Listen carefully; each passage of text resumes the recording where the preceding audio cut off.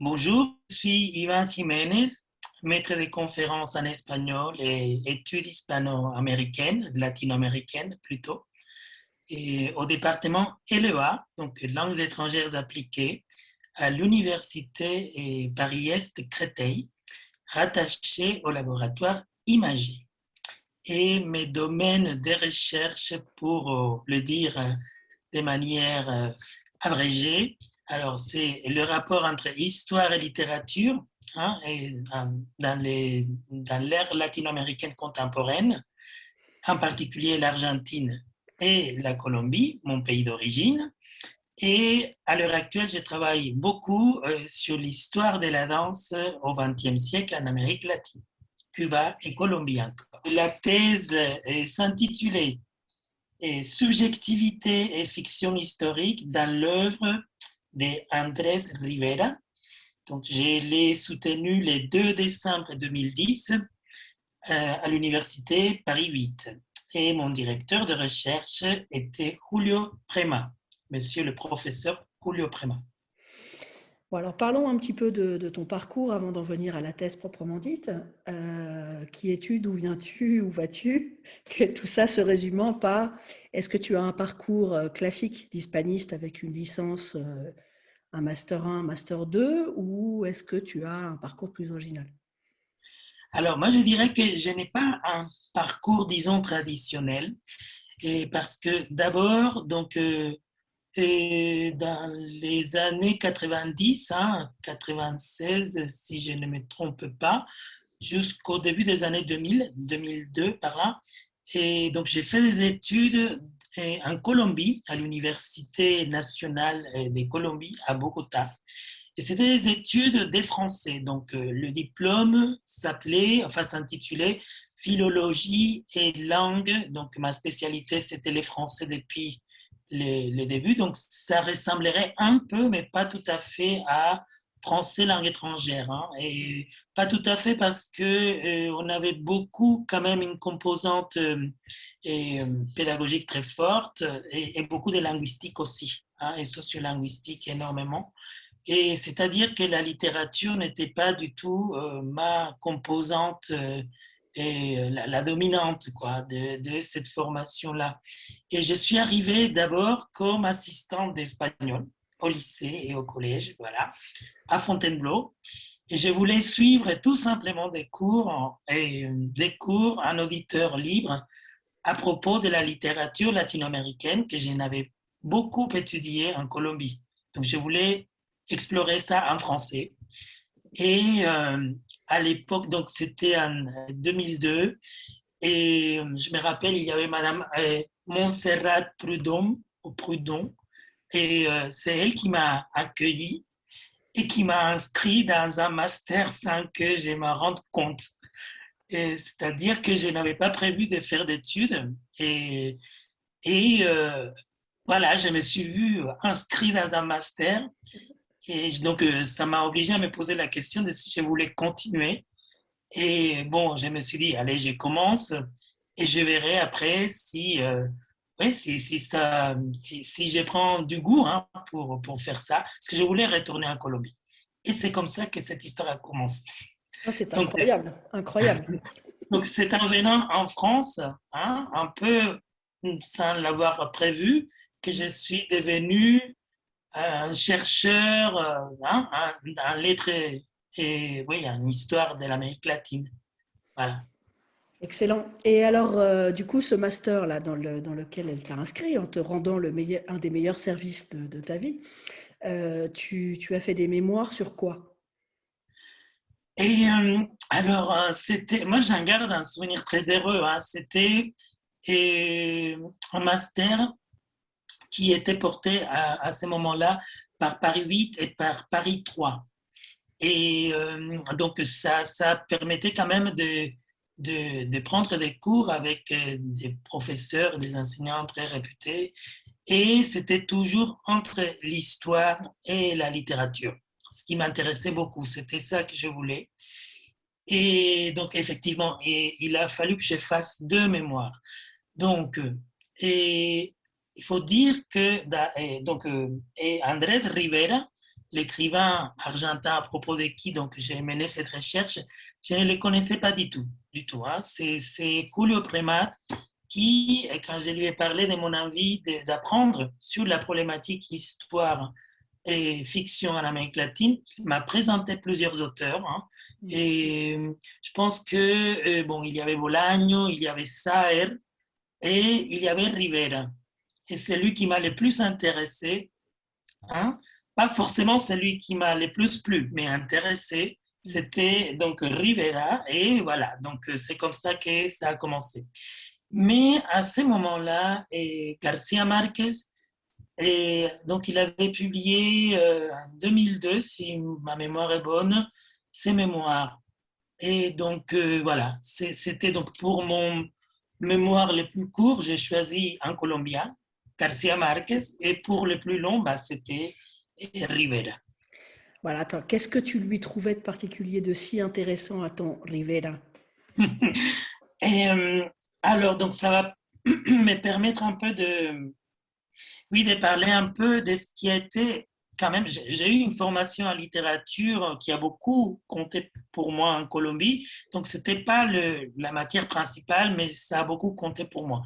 Et c'est donc avec un professeur qui est comme mon mentor, qui a mon nom de famille aussi, mais on n'a pas de lien hein, de famille. Donc, David Jiménez Paneso. Donc, et critique littéraire, un professeur très connu en Colombie. Et nous avions fait avec lui un séminaire à propos de Joyce, de l'œuvre de James Joyce. Et je ne sais pas, quand j'ai commencé à lire Rivera, et pour moi, il y a eu une résonance avec l'écriture narrative de Joyce, à la fois par la question de la construction du temps dans les récits, la fragmentation, et oui, bien sûr, les monologues intérieurs. Donc, bon, oui, ça m'a permis de faire un lien avec ma petite formation en littérature, petite grande formation en littérature d'avant. Voilà.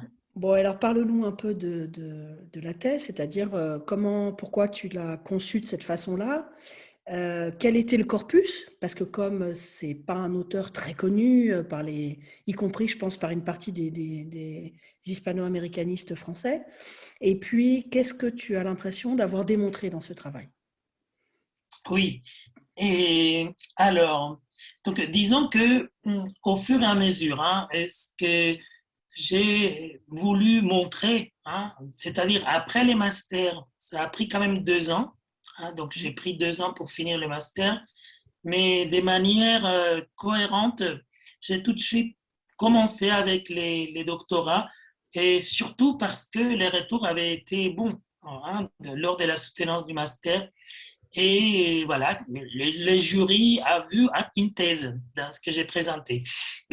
Et donc, ce que je voulais montrer, c'est que le traitement qu'un romancier ou une romancière peut faire hein, des savoirs historiques, même quand ça n'a pas l'air, ça peut être très sérieux, très construit et que ce n'est jamais arbitraire. Que quand un romancier enfin, écrit des fictions historiques, c'est un peu la terminologie que j'ai choisie, le terme que j'ai choisi, quand un auteur écrit des fictions historiques, et ce n'est pas un goût du détournement facile de la référence qui prime, qu'il y a tout un tas de facteurs qui déterminent et sa lecture de l'histoire à l'intérieur du texte fictionnel. Et donc, j'ai choisi les mots subjectivité, et c'est là peut-être où l'on peut encore ressentir un lien avec le travail intérieur, avec Joyce, hein, le monologue intérieur, monde intérieur. Voilà. Et donc, c'est comme ça que ça s'est formulé au fur et à mesure. Pour les choix du corpus, donc, il faut dire que Rivera, disons que d'habitude, hein, pour la périodisation de son œuvre, on établit peut-être 2 grandes périodes et les années 50 jusqu'aux années 70 et où il va développer un projet littéraire que l'on désigne, hein, que l'on considère conventionnellement comme réaliste. Parce que c'est un écrivain de gauche, hein, et donc avec la poétique du réalisme social au centre, et des œuvres, enfin surtout des nouvelles, on va dire, qui se voulaient engager et que peut-être d'un point de vue actuel, on peut considérer un peu trop, comment dire, peu nuancé du point de vue idéologique. Mais il y avait quand même hein, cette recherche vers une littérature plus vers, enfin, en tout cas, distante du réalisme social aussi. Il y avait cet autre versant. Et bien sûr, il est traversé hein, par l'expérience politique de la dictature. Donc, et lui et sa femme sont allés vivre à Cordoba. Et il y a ce qu'on appelle la période des silences, donc, qui est plutôt des non-publications parce qu'il a continué à publier.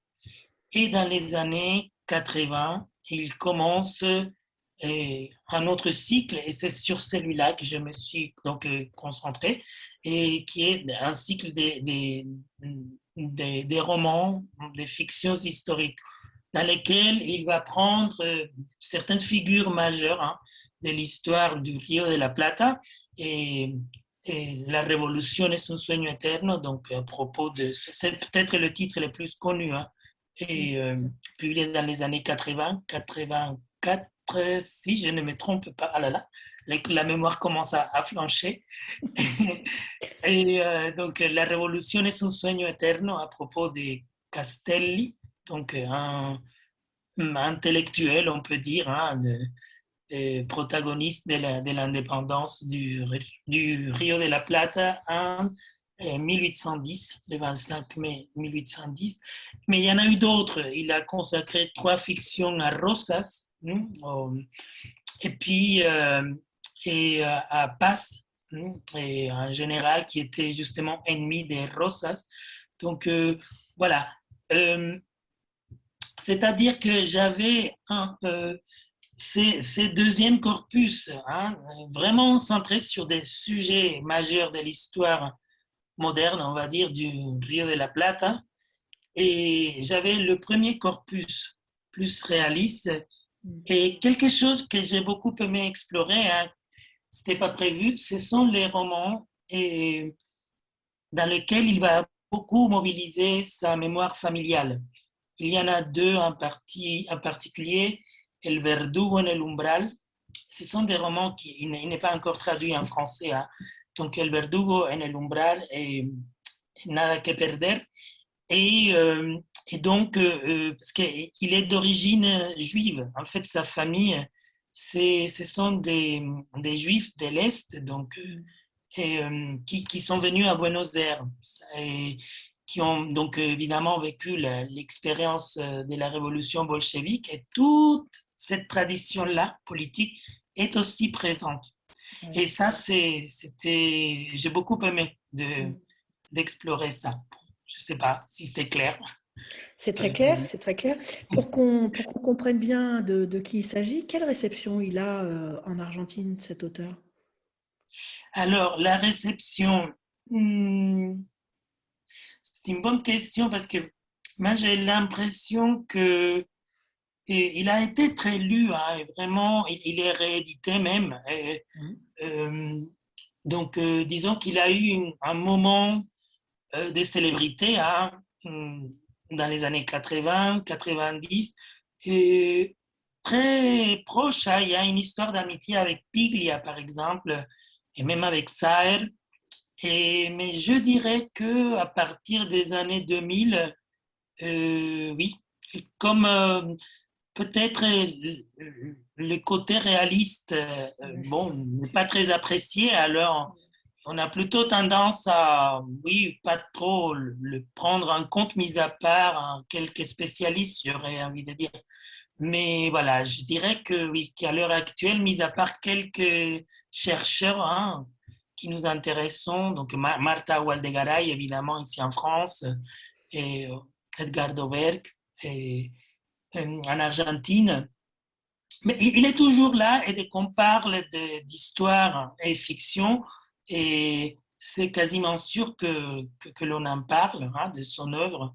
Mais effectivement, peut-être qu'avec des nouvelles tendances, hein, ou en tout cas les tendances de la critique des 15 dernières années, ce n'est pas l'auteur hein, oui, qui va le plus être mis en relief.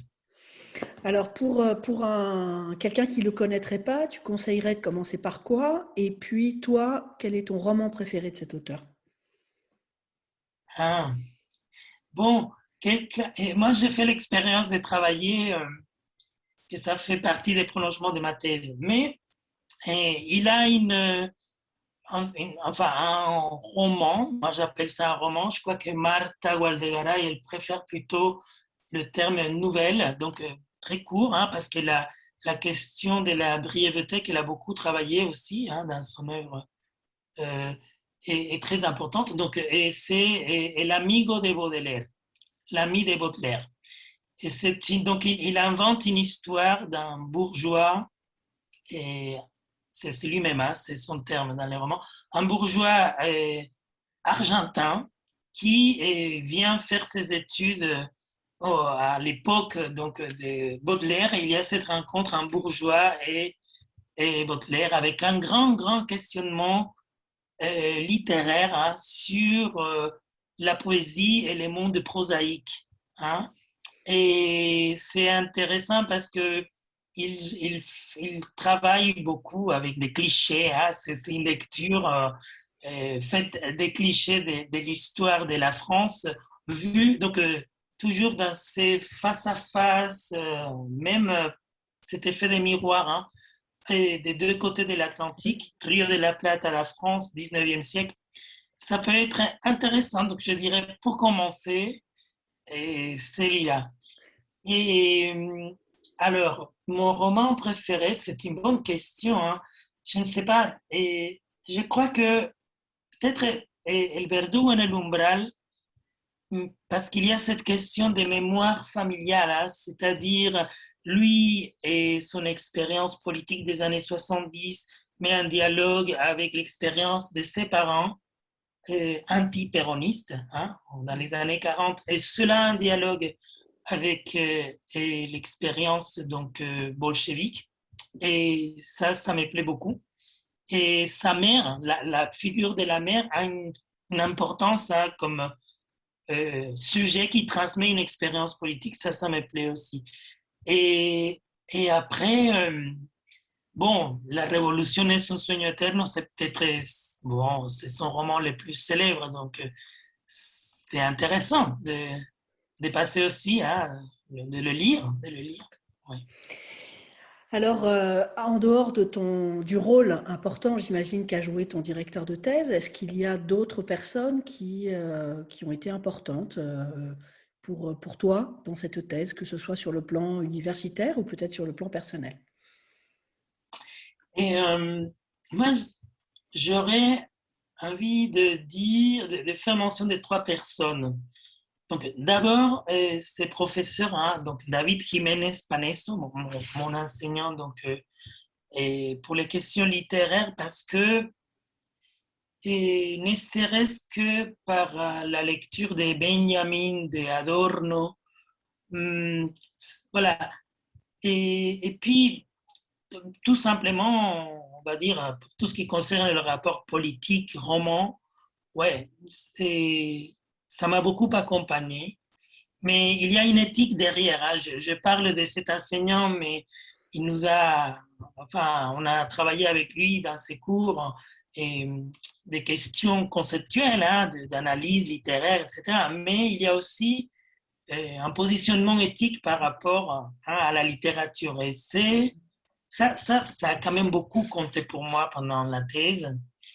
Et, je vais parler d'un auteur que, que j'ai ressenti toujours comme un ami, mais je ne l'ai jamais rencontré, Paul Ricoeur, vraiment, vraiment. Et puis, une rencontre qui a beaucoup compté pour moi. Donc, 2 ans avant la fin de la thèse, donc c'était avec Monsieur Gianfranco.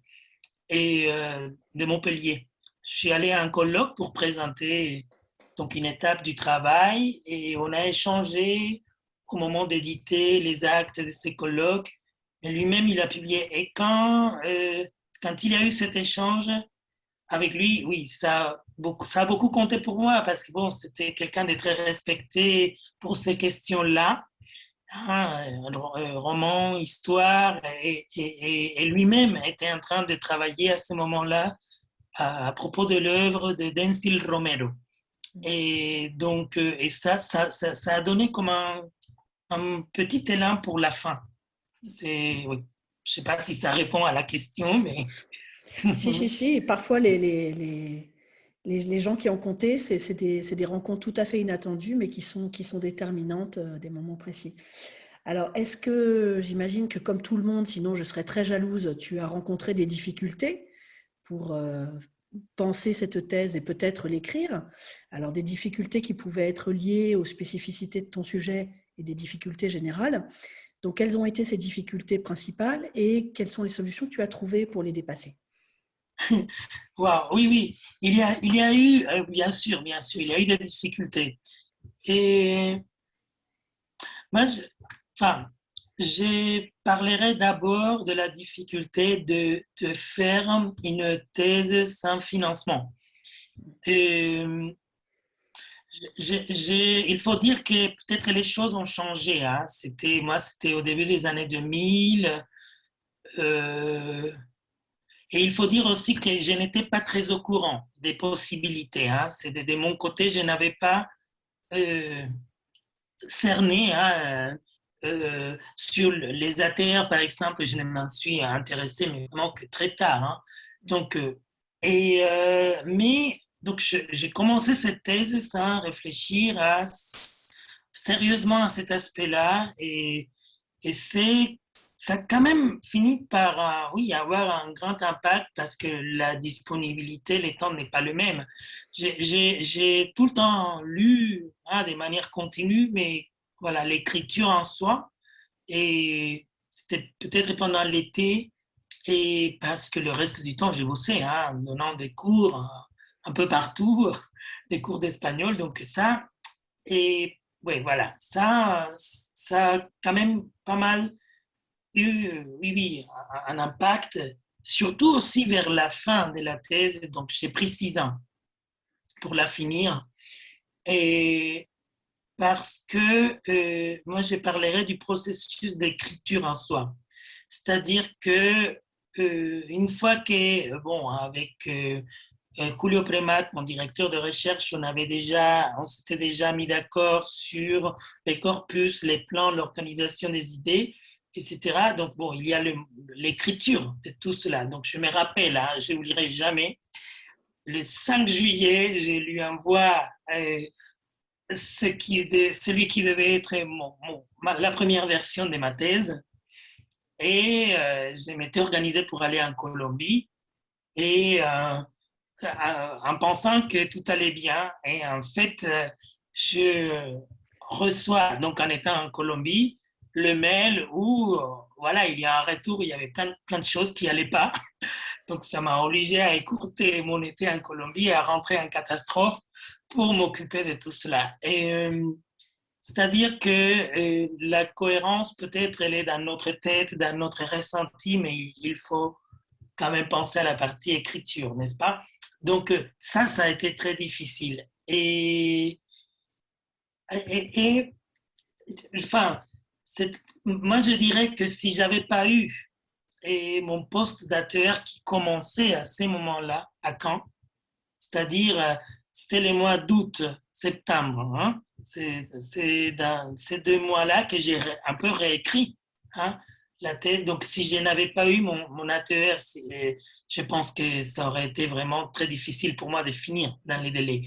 Donc, cette jonction entre, disons, l'aspect pratique de comment je gagne ma vie et le temps que je consacre au processus d'écriture, c'était très lié. Hein, et ça a été difficile.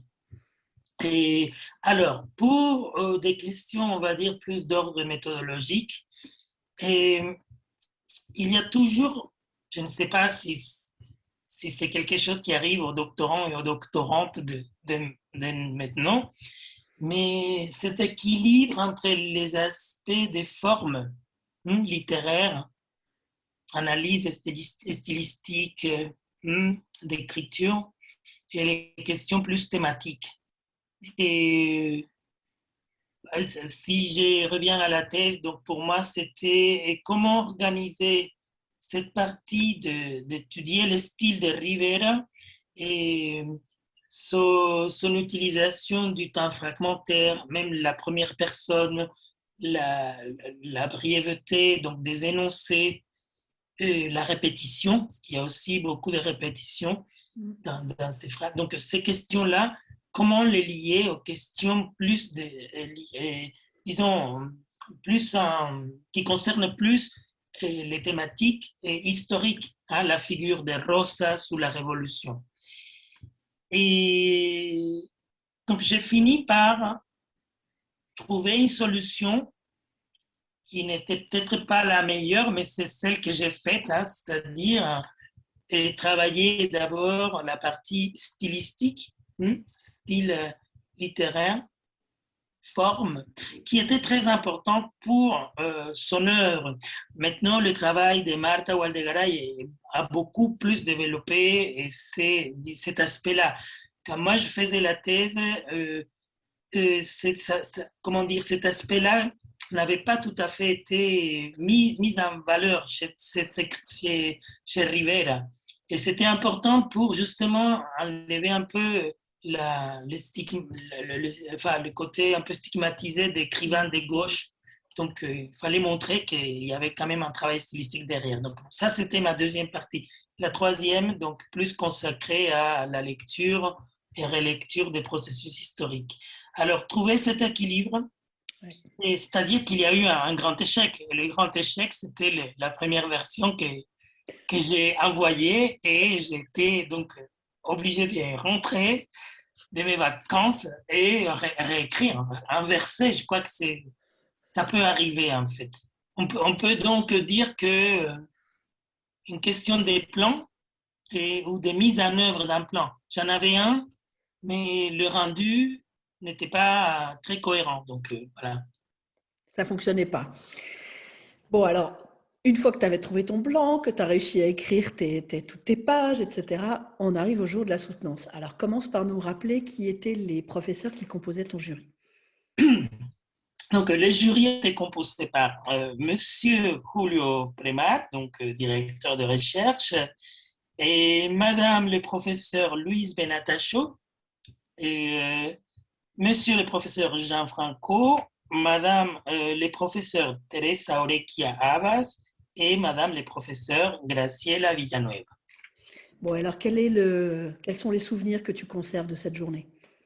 Et très, très heureux.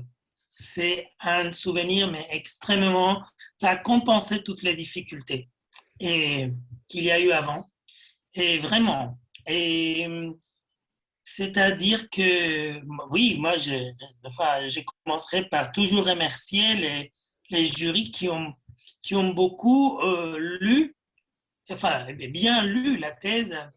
Et moi, je m'en souviens comme d'un moment privilégié où j'ai eu une écoute, hein, je me suis senti écouté par rapport à une réflexion. Et c'était très sincère, c'est-à-dire qu'on n'était plus tellement, bon, c'était toujours là, c'est une évaluation, mais à un moment donné, j'ai l'impression qu'on n'était pas seulement dans quelque chose de protocolaire, hein, de oui, une évaluation forme. Non, non, on était dans un échange très, très profond, hein, très sincère. Et donc, ils m'ont, hein, ça ne veut pas dire qu'ils n'ont pas, enfin, ils ont bien critiqué ce qu'il fallait critiquer.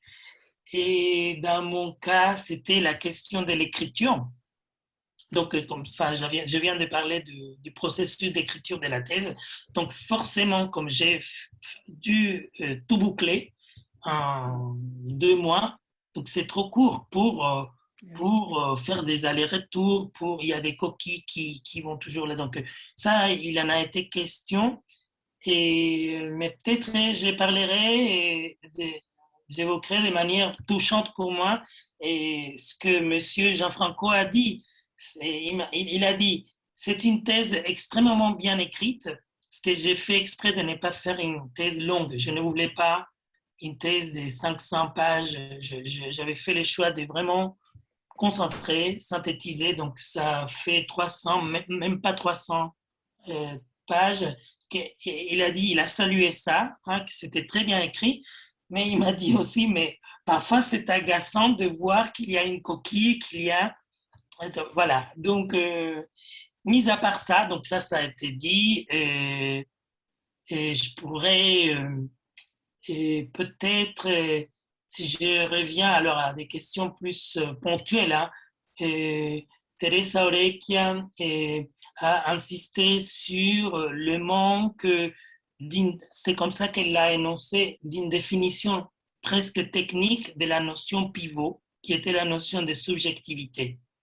En gros, elle disait, on comprend dans l'analyse ce que vous entendez par subjectivité, mais il aurait été pertinent de prendre le temps d'en proposer une définition technique. Donc, à retenir, hein, parfois, on est tellement familiarisé avec la notion qu'on n'y pense même pas à faire ce travail-là. Et donc, ça, elle l'a dit. Et puis, et il y a que... Ah, oui, ça, je pense, l'évoquer aussi. Je ne sais pas si j'ai pleuré, mais j'ai failli pleurer. Un moment d'émotion parce que Julio Premat, et il faut dire aussi que avec donc mon directeur de recherche, je pense que peut-être à l'heure actuelle, c'est toujours comme ça. Nos ressentis, nos approches sur la question historique ne sont pas les mêmes. Vraiment, parce que lui, si je comprends bien, il faudrait que je relise encore ses derniers travaux, ce que je n'ai pas fait, mais la question de l'anachronisme, ce sont des choses qui l'intéressent beaucoup. Alors que moi, ça peut m'intéresser, mais je voulais vraiment voir plus le côté référence et savoir historique et comment le romancier travaille avec ça. Donc, il ne faut pas imaginer que nous étions... Si, j'ai beaucoup appris avec lui et intégré pas mal de ses orientations théoriques dans ma réflexion. Mais lui-même, il a dit hein, qu'à un moment donné, il m'a laissé faire. Hein. Mais et la chose qui m'a ému, c'est que, bon, vous vous souvenez, je viens de parler des mémoires d'Adrien, hein, et enfin de Yourcenar, mémoire d'Adrien. Et il a commencé donc son intervention ce jour-là en évoquant les moments de notre rencontre, hein, donc le moment où l'étudiant qui commence le master vient voir hein, le directeur pour savoir, ou la directrice pour savoir sur quoi on va travailler. Et donc, je lui avais dit, bah, écoutez, je viens de travailler sur l'œuvre de Yourcenar et je sais, voilà, j'ai un peu travaillé la question de l'histoire dans son œuvre. Je sais qu'en Amérique latine, c'est très important et j'aimerais apprendre hein, un peu de cette thématique-là. Donc, il a eu une très belle manière de commencer. Et son exposé, qui était une sorte de réécriture des mémoires d'Adrien, pour évoquer notre rencontre. Et waouh, ce retour de ces moments-là, donc 8 ans après, c'était très émouvant en fait. Il n'avait pas prévu que j'allais être si ému. Donc ouais, j'ai été ému, je pense que j'ai dû pleurer. Hein. Et donc, mais après, bon, c'est la soutenance, donc il faut se rattraper. Et tout de suite, à commencer, oui. Ouais, Voilà. c'est sûr, je comprends que tu en conserves un beau souvenir. Du coup, en plus, tu avais un très beau jury, il faut le dire. Alors, dans quelle mesure est-ce que tu as l'impression que le chercheur et l'enseignant que tu es aujourd'hui continuent d'être influencés par ce travail de thèse? Ah, beaucoup, beaucoup. Et je dirais tout d'abord la question de l'histoire. C'est-à-dire que c'est une thèse à plutôt littérature, hein, mais cette passion hein, pour les questions historiques a été toujours là. Et ce qui m'a permis, quand j'ai pu Et maintenant, donc, dans mon poste actuel, j'arrive à bien le faire à Créteil et d'aborder les questions enfin, d'histoire contemporaine et cette sensibilité-là. Et oui, ça m'accompagne énormément dans mes cours. Euh, et puis, euh, c'est sûr que mon travail actuel sur l'histoire de la danse vient de là. Je sens qu'il y a comme une formation, hein, et, et les débats entre littéraires et historiens, la question du récit, c'est parfois complexe. Hein, donc, le fait d'explorer, de tester, parce qu'on peut se mettre à écrire. Et alors, quelle position j'adopte quand j'écris à propos de l'histoire de la danse? Est-ce que ça va être plus du côté de l'histoire? Peut-être, mais je sais qu'il y a un rappel de l'expérience littéraire qui est là. Donc tout ça, oui, c'est très présent. À la fois, donc, dans mes cours sur l'histoire de l'Amérique latine, les recherches en danse, ça dialogue d'une manière. Mhm. Oui, Bon, et alors, voilà. est-ce que tu as relu ta thèse? Oui, et je l'ai beaucoup relu parce qu'il y a eu des prolongements. Je suis en train de la réécrire aussi. Et, euh, et pour une histoire de simplement vouloir finir avec un cycle, hein, modestement, et peut-être aussi contribuer à ce que Rivera Mhm. soit un peu connu, hein, si jamais ça intéresse quelqu'un. Et donc, et mon poste d'avant, donc à l'ESP, à Créteil, comme ça prenait énormément de temps, hein, donc j'avais vraiment pas eu j'ai pas eu le temps de réécrire, mais mon poste actuel me le permet un peu plus. Et entre-temps, par exemple, j'ai été, après la soutenance, j'ai été lecteur à l'ENS. Et à l'ENS, donc pendant 2 ans, j'ai fait un séminaire, histoire et fiction, enfin, dans la littérature latino-américaine. Et là, j'ai travaillé, entre autres, à l'œuvre de Rivera. Donc, ça a permis de revoir. J'ai beaucoup relu le rapport. Hein. J'aurais envie de dire que, bon, peut-être pour certaines personnes, ça peut être un cauchemar. Euh, ça peut être dur, hein, parce que ce sont des critiques dures, c'est sûr. Mais quand on le lit, disons, 5 ans après, il y a peut-être des choses que l'on comprend mieux 5 ans après. Et ça, j'ai eu ces processus-là. Donc, et oui, oui, je vois, j'ajuste. Donc, oui, oui. Je sais que je l'aurais fait autrement maintenant. C'est ce que j'allais te dire. Tu mesures l'écart entre le jeune chercheur que tu étais et celui que tu es maintenant. Oui. Mais enfin, d'après ce que tu as l'air de dire, c'est pas trop, trop douloureux. Non, non, ça l'est devenu. C'était très constructif. C'est dur. Hein, la critique, ça peut être dur, mais c'est très constructif. Oui, oui, absolument. Alors, quels sont les conseils que tu donnes à de jeunes doctorants? Et moi, je dirais peut-être avant de, comment dire, la première chose, c'est s'il y a une vraie envie, hein, d'entamer une thèse, il faut y aller. Hein, parfois, on ne voit pas tout de suite hum, pourquoi on veut se lancer dans un projet comme ça, hein, qui demande beaucoup d'efforts. Donc, bon, si cette envie, elle est sincère, hein, donc la suivre, je dirais.